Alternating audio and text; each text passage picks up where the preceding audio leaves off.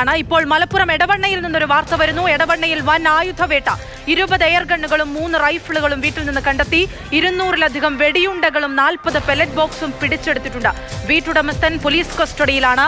അരുൺ അമൃനാഥാണ് വിശദാംശങ്ങളുമായി ചേരുന്നത്. അരുൺ, ഇത്രയും വലിയ തോതിലുള്ള ഒരു ആയുധ ശേഖരം ഇയാൾ സൂക്ഷിച്ചത് എന്തിനാണ്? അനശ്വര, അതായത് കഴിഞ്ഞ ദിവസം സമാനമായ രീതിയിൽ പാലക്കാട് യുവാക്കളിൽ നിന്ന് വെടിയുണ്ടയും എയർഗണ്ണും പിടിച്ചെടുത്തിരുന്നു. ഇതിൽ നിന്ന് ലഭിച്ച വിവരത്തിന്റെ അടിസ്ഥാനത്തിലാണ് എടവണ്ണ സ്വദേശിയായ ഉണ്ണിക്കമ്മന്തീൻ എന്ന 67-കാരന്റെ വീട്ടിൽ പോലീസ് പരിശോധന നടത്തുന്നത്. ആ പരിശോധനയിലാണ് ഇത്തരത്തിൽ അളവിൽ കവിഞ്ഞ വിധം ആയുധം കണ്ടെത്തുന്നത്. ഒന്നാമത്തെ കാര്യം, ഇയാൾ ആയുധ വ്യാപാരിയാണ്. ഇയാൾക്ക് ചില എയർഗണ്ണുകൾക്ക് ലൈസൻസ് ഉണ്ട്. എന്നാൽ .315 എന്ന് പറയുന്ന പ്രത്യേകം ലൈസൻസ് വേണ്ട തോക്ക് ഉൾപ്പെടെ ഇയാളുടെ ശേഖരത്തിലുണ്ട്. അതിനൊന്നും ഇയാളുടെ പക്കൽ ലൈസൻസ് ഉണ്ടായിരുന്നില്ല.